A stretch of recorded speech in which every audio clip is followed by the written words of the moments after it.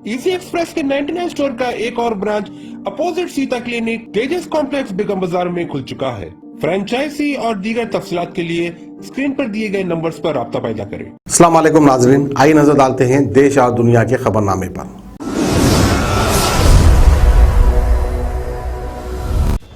और इस वक्त के खबरनामे में सबसे बड़ी खबर आ रही है ममता बनर्जी की तरफ से। जी हां, आपको बता दें कि दीदी के नाम से मशहूर मुख्यमंत्री ममता बनर्जी ने कहा कि कुछ लोगों को ठीक चुनाव से पहले नेताजी की याद आती है। उन्होंने साथ में ये भी कहा कि ऐसे लोगों के ठीक उलट वो हमेशा से नेताजी परिवार के संपर्क में यानी के कनेक्शन में रही हैं।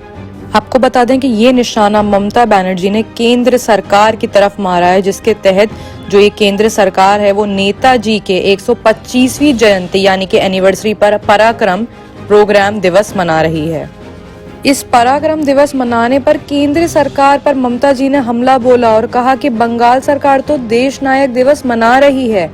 बनर्जी ने इसके साथ साथ ये भी कहा कि वो तो गुरुदेव रविंद्रनाथ टैगोर के नाम से भी जुड़ी हुई हैं। आपको बता दें कि जिस तरह से ममता बनर्जी, राहुल गांधी और बाकी सारे पॉलिटिशियंस सरकार पर निशाना साध रहे हैं, उससे साफ लगता है कि सरकार अपने वादे निभाने में नाकामयाब रह रही है।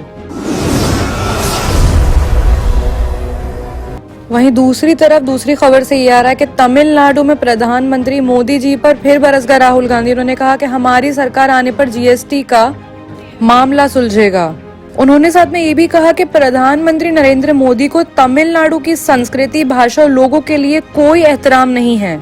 साथ में उन्होंने ये भी कहा कि प्रधानमंत्री जी सोचते हैं कि तमिल लोगों की जो भाषा है और जो संस्कृति है, उसकी जो सोच है वो हिंदी की यानी कि अपनी संस्कृति की अधीन होनी चाहिए। साथ ही में राहुल गांधी ने ये भी कहा कि तमिलनाडु के लोगों को देश में दूसरे दर्जे पर होना चाहिए। इस देश में कई भाषाएं हैं, हम महसूस करते हैं कि सभी भाषाएं, चाहे वो तमिल हो, हिंदी हो, बंगाली हो या अंग्रेजी हो, वो इसी देश के अंडर आती हैं और सबको बराबर की इज्जत मिलनी चाहिए। आपको साथ में ये भी बता दें कि राहुल गांधी 3 दिन तक पश्चिमी तमिलनाडु के दौरे पर रहेंगे, जहां वो तिरुपुर, ईरोड और करूर समेत 5 जिलों को कवर करेंगे। वहीं तीसरी खबर में आपको बता दें कि जैसे कृषि कानून के खिलाफ एक प्रोटेस्ट चल रहा था, वहां पे एक बहुत बड़ा हादसा होते होते बच गया। किसान नेताओं की मौत की साजिश को अंजाम दिया जा रहा था। दिल्ली बॉर्डर से एक इंसान को पकड़ा गया जिसने कबूल किया है कि वो फार्मर प्रोटेस्ट के लिए किसानों की मौत यानी कि हत्या करने आया था। आपको बता दें कि किसानों ने उसको सिंघू बॉर्डर पर ही पकड़ लिया और उस शख्स ने पुलिस के सामने ये कबूल किया है कि 26 जनवरी को वो एक बड़ी साजिश को अंजाम देने आया था।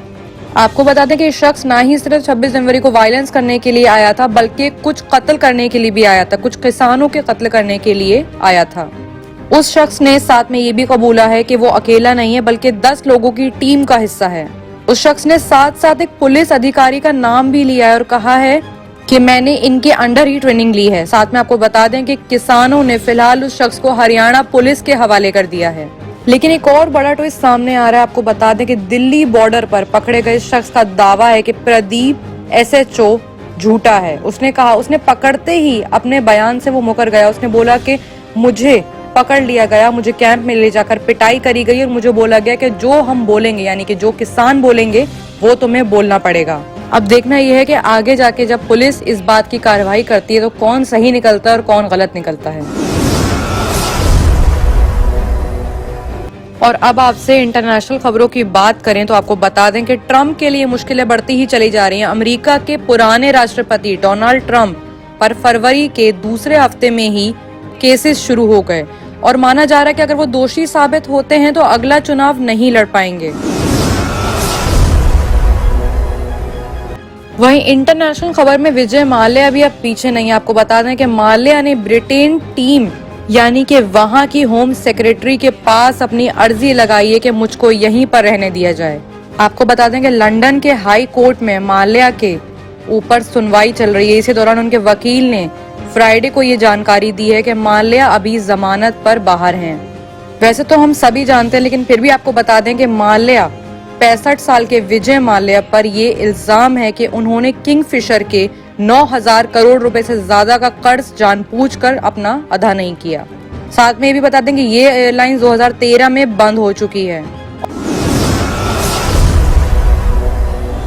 और आखिर में अगर बात ठंड की करें तो बता दें कि स्पेन में ठंड का 70 सालों का पुराना रिकॉर्ड टूट चुका है। 24 घंटे में 20 इंच बर्फबारी हो चुकी है, जिसमें 27,000 लोग अभी भी अंधेरे में हैं, क्योंकि वहां की बिजली सप्लाई बंद हो चुकी है। ऐसे में मौसम के इतनी तेजी से करवट बदलने पर ना ही सिर्फ लोग परेशान हैं, बल्कि हालात भी बिगड़ते ही चले जा रहे हैं। मोटापे का वाहिद इलाज बगैर किसी दवा और एक्सरसाइज के 1 घंटे में 500 ग्राम से लेकर 1 किलो तक वजन कम किया जाएगा। नई टेक्नोलॉजी के जरिए ट्रीटमेंट किया जा रहा है SPS slimming and beauty clinic में। इस इलाज से आपको किसी भी तरह के साइड इफेक्ट्स भी नहीं होंगे। कलर इंप्रूवमेंट, पिंपल्स और डार्क सर्कल्स के लिए भी आप आ सकते हैं SPS slimming and beauty clinic, Hyderabad, एबर्ट्स beside Agarwala sweet house. Screen पर दिए गए नंबर्स पर कांटेक्ट करें।